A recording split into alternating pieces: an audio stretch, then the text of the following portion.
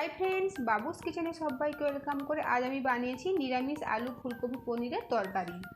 Eighty रुटी लुचि परोटार साथे परिवेशन करले भालो तो लागेई, साथे गरम गरम भातेर साथे परिवेशन करलेও असाधारण लागे। तो चलुन देखा जाक रेसिपि।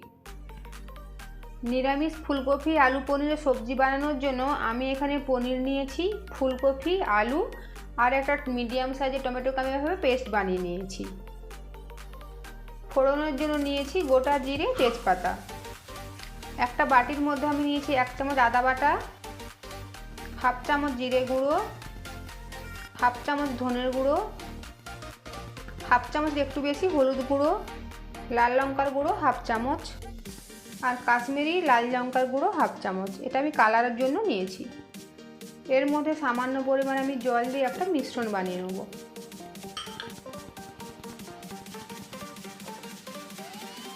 কড়াতে আমি তেল গরম করে নিয়েছি। এখন আমি তেলের মধ্যে দিয়ে দেব সামান্য পরিমাণে নুন,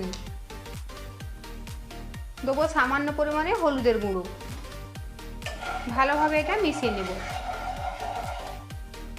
এর মধ্যে এখন দিয়ে দেব পনির।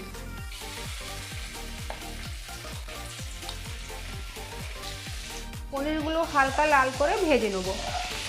গ্যাসের ফ্লেম এখন একদম লোতে রয়েছে। পনির হালকা লাল করে ভেজে নিয়েছি। পনির বেশি ভাজলে ভালো লাগবে না, শক্ত হয়ে যায়।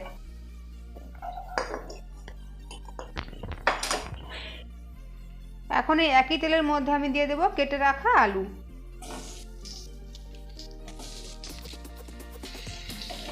আলু কিছুক্ষণের জন্য নেড়ে নিয়ে 2 মিনিটের জন্য ঢেকে দেবো।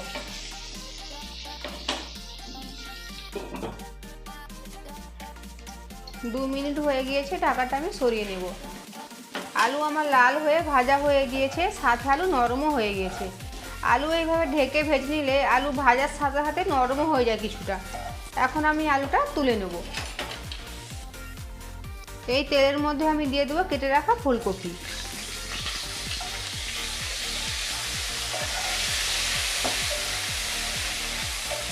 ফুলকপিটা আমি 2 থেকে 3 মিনিটের জন্য ঢেকে দেব।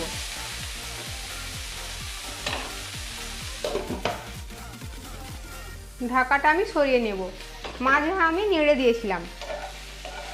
ফুলকপি ভাজা হয়ে গিয়েছে, এখন আমি তুলে নেব। কড়াতে এখন আমি আবার তেল দিয়ে দেবো। আমি 3 চামচ মতো তেল দিলাম। গোটা জিরে আর তেজপাতা ফোড়নটাকে আমি একটু ভেজে নেব। ফোড়ন ভেজে নিয়েছি। এর মধ্যে এখন আমি দেবো এই সব মশলার মিশ্রণটা, সাথে দেব টমেটো পেস্ট আর দেব পরিমাণ মতো লবণ। এখন আমি সব কিছুকে ভালোভাবে কষিয়ে নেব। মশলা কষানো হয়ে গিয়েছে। এখন আমি এর মধ্যে দিয়ে দেব ভেজে রাখা আলু আর ফুলকপি।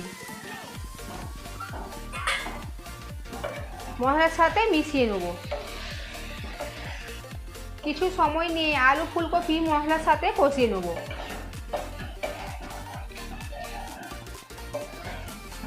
आलू फुलकपि मशलार साथे 2 থেকে 3 मिनट समय निয়ে আমি কষিয়ে নিয়েছি। এখন আমি এর মধ্যে দিয়ে দেব পর্যাপ্ত পরিমাণে জল। এটা আমি গরম জল দিচ্ছি।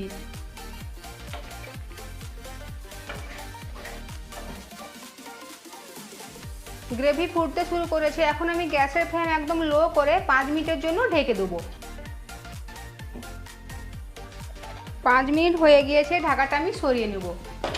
দেখে নেব আলু ফুলকপি কতটা সেদ্ধ হয়েছে। অনেকটাই সেদ্ধ হয়ে গিয়েছে। এই সময় আমি এর মধ্যে দিয়ে দেব ভেজে রাখা পনির। আবারও আমি 5 মিনিটের জন্য ঢেকে দেব। 5 মিনিট হয়ে গিয়েছে, ঢাকাটা আমি সরিয়ে নেব। দেখে নেব আলু পুরো সেদ্ধ হয়েছে কিনা। আলু ফুলকপি একদম খুব ভালোভাবে সেদ্ধ হয়ে গিয়েছে। এখন আমি এর মধ্যে দিয়ে দেব সামান্য পরিমাণে চিনি, দেবো হাফ চামচ গরম মশলা, সবশেষে দেবো হাফ চামচ ঘি।